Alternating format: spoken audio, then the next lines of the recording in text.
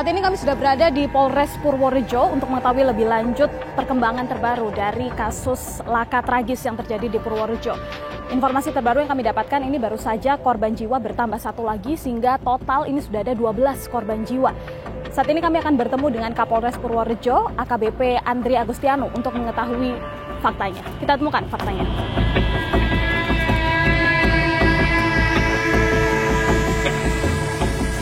Selamat siang, Pak Kapolres. Selamat siang, Mbak. Saya Tanti dari Fakta TV One.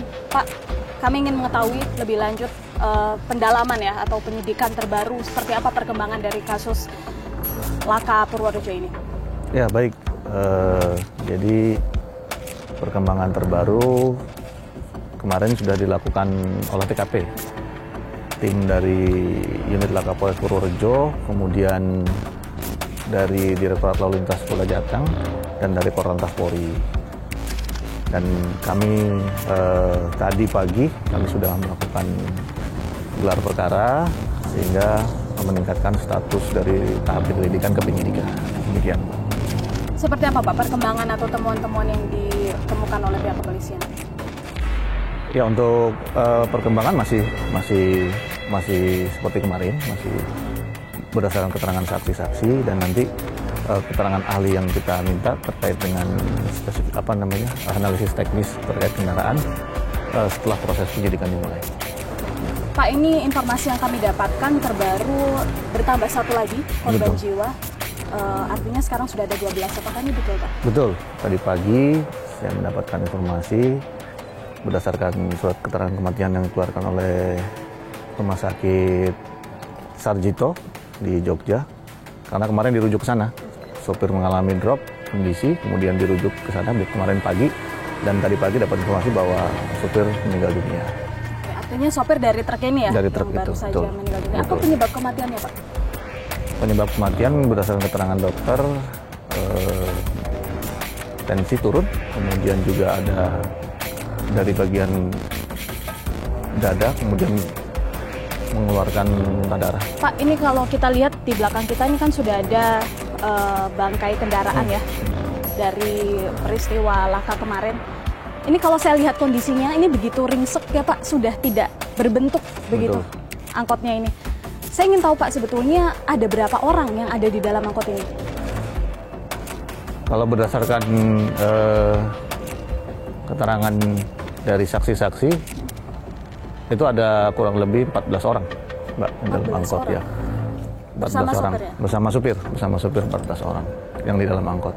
Kalau ketika di TKP sendiri Pak, pasca kejadian, apakah semua korban ini ditemukan masih berada di dalam angkot atau bagaimana Pak kondisinya? Pada saat itu sudah kondisinya di luar angkot, ada yang di bawah, di dalam dari tumpukan kendaraan yang sudah rusak ini. Di dalam tumpukan kendaraan pun betul. Masih ada korban masih ada saat di itu? bawahnya. Di bawahnya juga ada ya? Ya. Pak, ini juga kalau kita lihat ya, truk ini kan bermuatan pasir. Apakah kemudian di dalam angkot ini juga ditemukan pasir-pasir yang sempat terjatuh dari betul, Mbak. Pada saat itu karena memang kan berdasarkan olah TKP, kondisi dari truk itu bagian sebelah kirinya yang menyerempet angkot, kemudian angkotnya terguling dan truknya juga menimpa bagian dari angkot sehingga menimpa. Iya, bagian sebelah kirinya kan bisa dilihat itu banyak pasir yang akhirnya menimpa dari jenazah-jenazah tersebut. Kondisi angkot juga pada saat itu ketika terserempet, itu kan di situ kalau kita lihat juga sempat ada pembatas jalan yang rusak, kemudian ada rumah juga yang rusak. Itu juga ikut menimpa angkot ini atau seperti apa?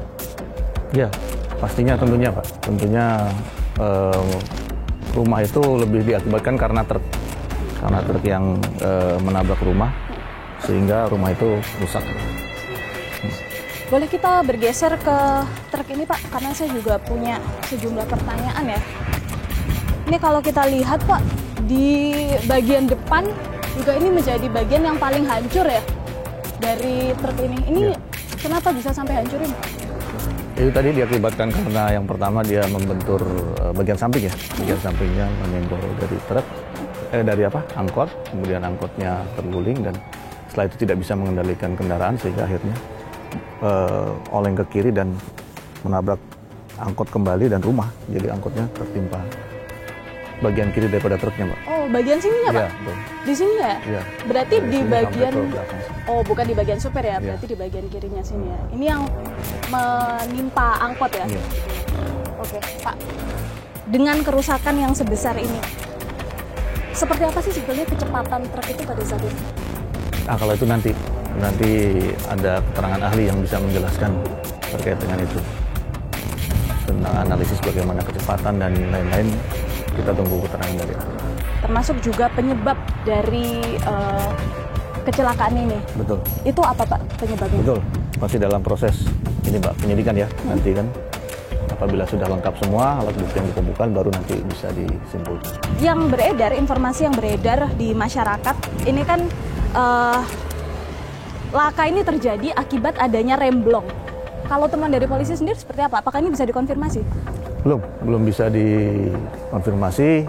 Kembali lagi saya sampaikan bahwa nanti yang menyatakan itu bagaimana spesifikasi teknis dari rem itu nanti ahli. Termasuk muatan yang dibawa oleh truk ini, apakah bisa juga dikonfirmasi apakah ini overloading begitu muatan pasirnya? Ya, nanti kita lihat, Mbak ya. Kita lihat apakah memang bak truk ini sesuai dengan yang dibuat oleh pabrikannya atau mungkin sudah dimodifikasi oleh entah itu siapa, ya kan? Nah, nanti akan kita lihat. Itu masih didalami, tapi saya pengen tahu, Pak, sebetulnya profiling dari truk ini. Ini sebetulnya truk dari mana, Pak? Dan kemudian dari perusahaan apa? Dia pada saat itu bergerak dari mana ke mana? Itu kami belum mendalami. Nah, sedang dalam proses penyelidikan terkait dengan ini truk dari mana, kemudian yang pemiliknya siapa. Nanti dalam proses penyelidikan akan kami dalami. Tapi yang jelas dia dari arah Jogja menuju ke Purworejo, mengangkut angkutan pasir, seperti itu. Iya, mengangkut pasir. Mengangkut pasir ya. Pada saat berangkat dari Magelang atau dari Jogja begitu ya, menuju ke Purworejo, ini sudahkah mendapatkan keterangan pada saat itu pasirnya seberapa tingginya mungkin dari saksi-saksi yang ada di situ? Belum. Karena pada saat akan kami konfirmasi ke supir, tapi ternyata supir meninggal dunia sehingga tidak bisa dikonfirmasi.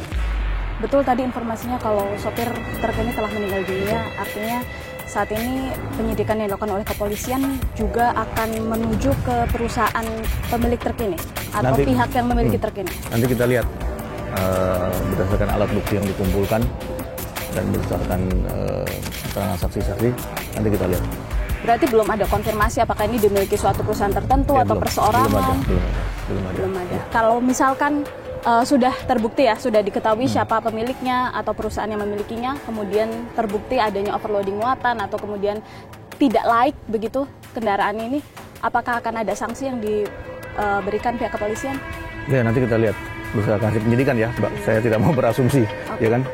Kita berdasarkan fakta hukum dan hasil penyidikan saja nanti. Terima kasih banyak Pak Kapolres atas waktunya. Terima kasih. Perkembangan terbaru kasus laka maut yang melibatkan truk pasir dan angkot. Informasi yang kami temukan korban jiwa bertambah 1, yakni sang sopir truk. Kini total ada 12 korban jiwa dalam kasus ini. Di lokasi kejadian pun warga masih menemukan beberapa bagian tubuh korban yang masih tertinggal. Hingga kini belum diketahui pasti apa penyebab dari kecelakaan ini. Apakah benar karena remblong atau ada sebab lain?